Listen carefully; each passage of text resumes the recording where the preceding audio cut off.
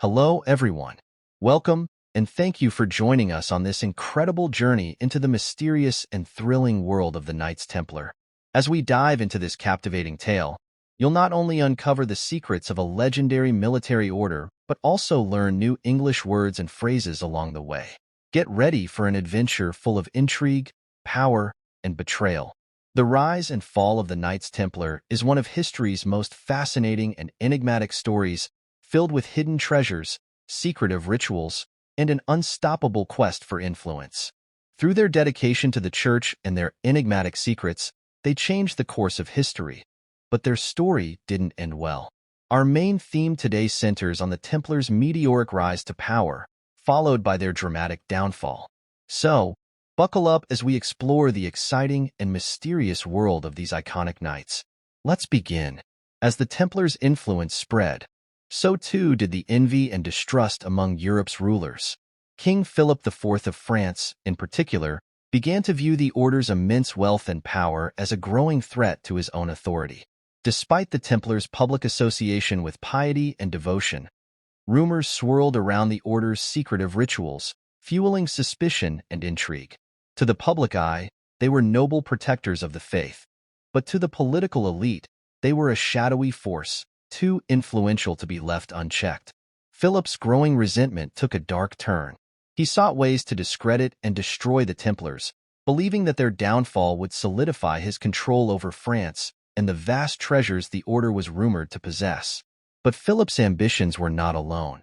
He had the backing of Pope Clement V, who was under his influence, and together they began plotting a course that would seal the fate of the Knights Templar. The night of Friday, October 13th, 1307, would mark the beginning of the end for the order. King Philip, under the guise of a royal decree, ordered the arrest of all Templars in France. Soldiers flooded the homes of Templar knights across the kingdom, bursting in on unsuspecting men as they slept, dragging them from their beds, and accusing them of heresy, blasphemy, and secretive rites. The cries of betrayal echoed through the halls of Templar fortresses, and fear gripped the hearts of even the most hardened knights. In the middle of this chaos, a young knight named Bertrand de Rohan found himself caught in the turmoil. Only a few months before, he had been one of the many eager recruits drawn to the order's lofty ideals of bravery, chivalry, and faith. Yet, as the king's soldiers stormed through the gates, Bertrand could not shake the feeling that he had been led astray by the very institution he swore to protect. As Bertrand was dragged away, he caught sight of his mentor, the venerable Grand Master Jacques de Molay, being shackled by guards. The sight of Molay, once a symbol of strength and wisdom, now bent and helpless, sent a shiver down Bertrand's spine. Was this the end of the Templars, or the beginning of something far darker? The trial of the Templars began swiftly. In an atmosphere charged with tension, many knights, including Bertrand, were imprisoned in the dark, cold cells of Paris.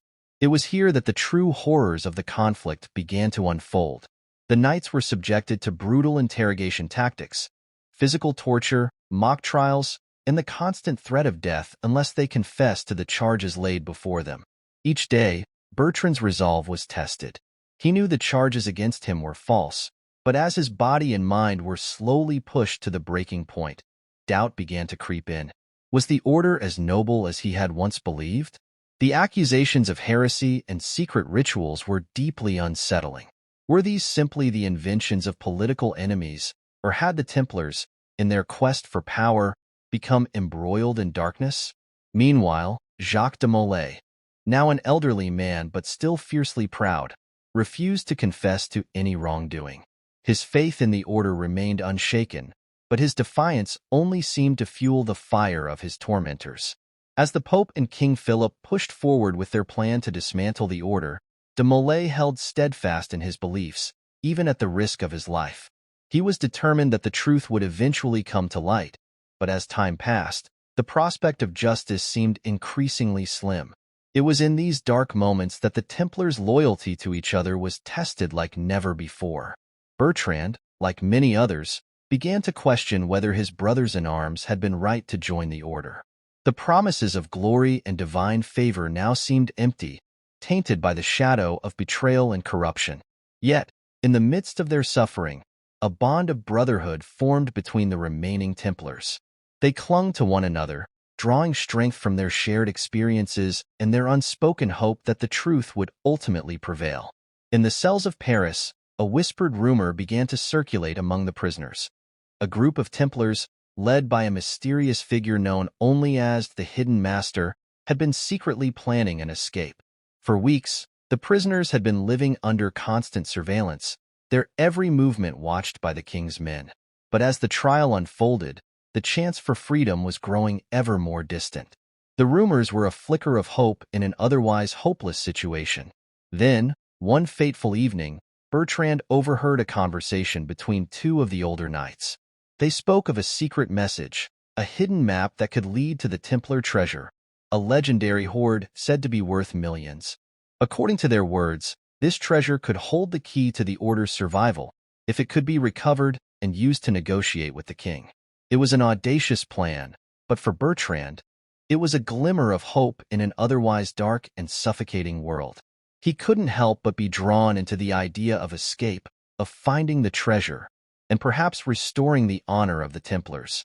But as the days passed, the tension continued to mount. The king's pressure on the Pope was relentless. Every confession from a Templar was a further blow to the Order's reputation, and with each passing day, the chances of a miracle grew slimmer.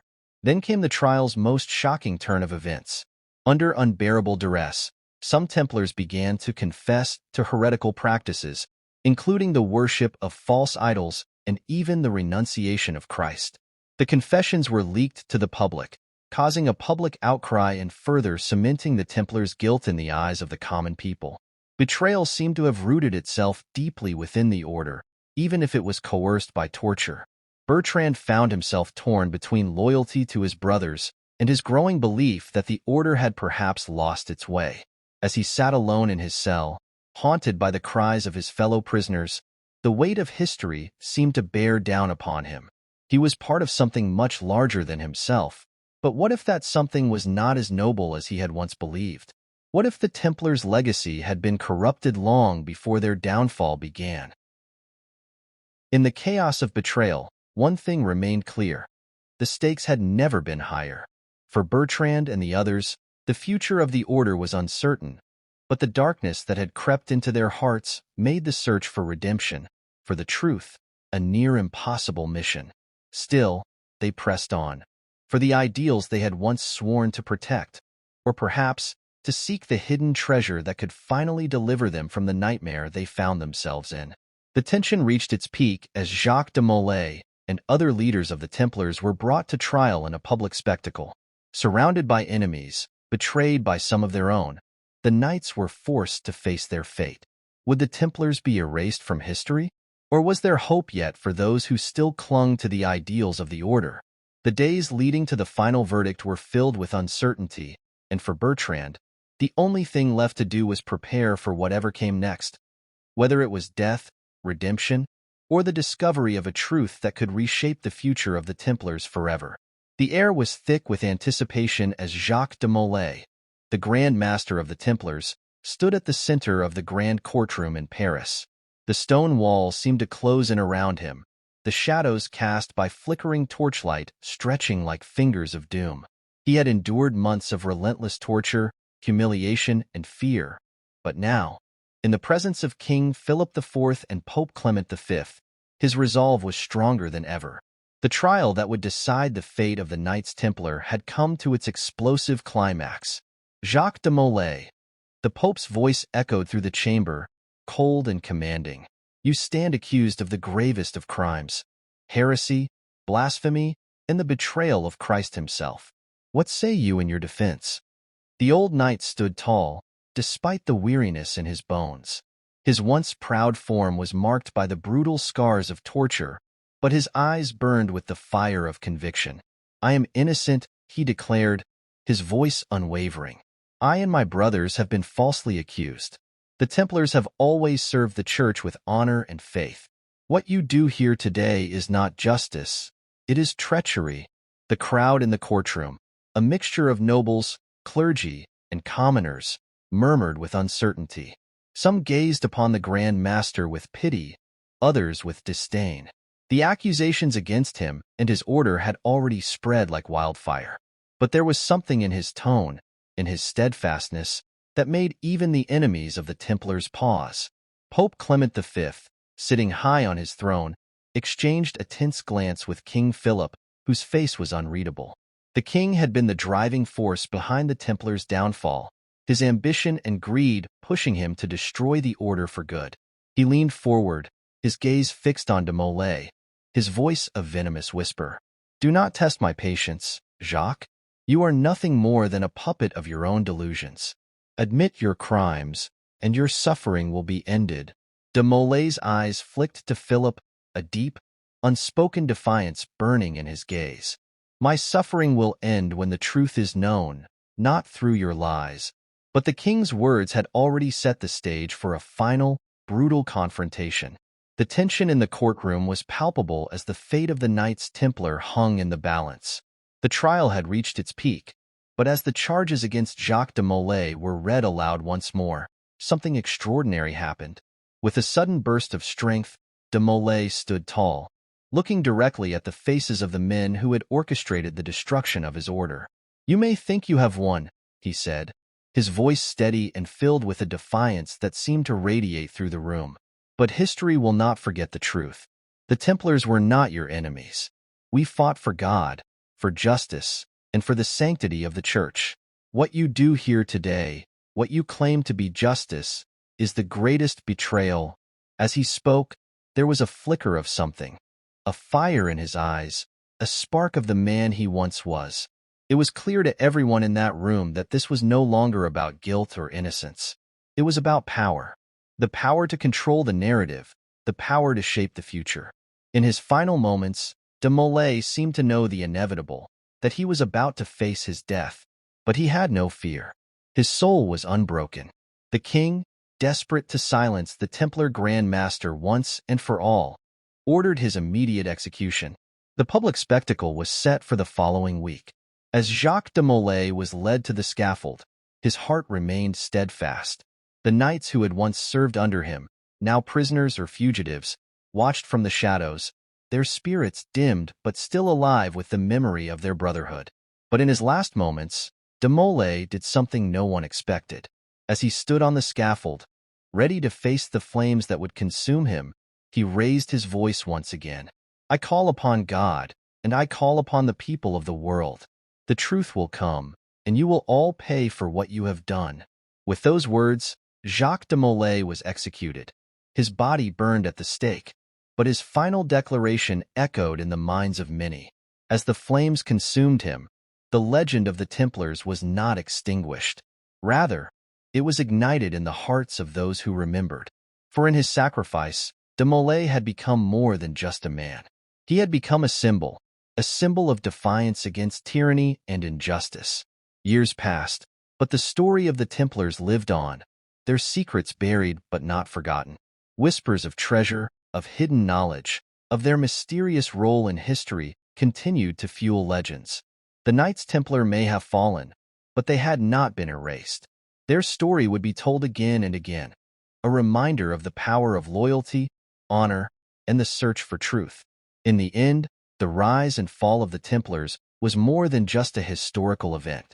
It was a lesson in the consequences of ambition, betrayal, and the human desire to control the forces of faith and power. The order may have been destroyed, but the values they stood for, courage, brotherhood, and devotion, would remain, inspiring future generations to question, to seek, and to stand up for what they believed in.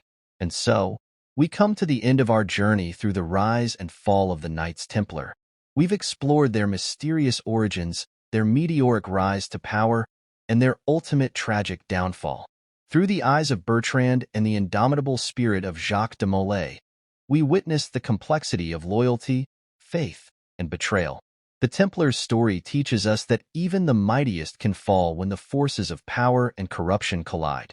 But it also reminds us that, even in the face of overwhelming odds, courage, honor, and the search for truth can leave a lasting legacy. The Templars may no longer walk among us, but their story continues to inspire, intrigue, and challenge us to think about the values we hold dear. Thank you for joining me on this incredible adventure through history. Along the way, I hope you also picked up some new English words and phrases. History is not just about what happened. It's about what we can learn from it. Thank you for watching. If you enjoyed this story, don't forget to like, comment, and subscribe for more exciting tales from history. We have a whole series of historical adventures that explore the lives of legendary figures and mysterious events, so be sure to check them out as well.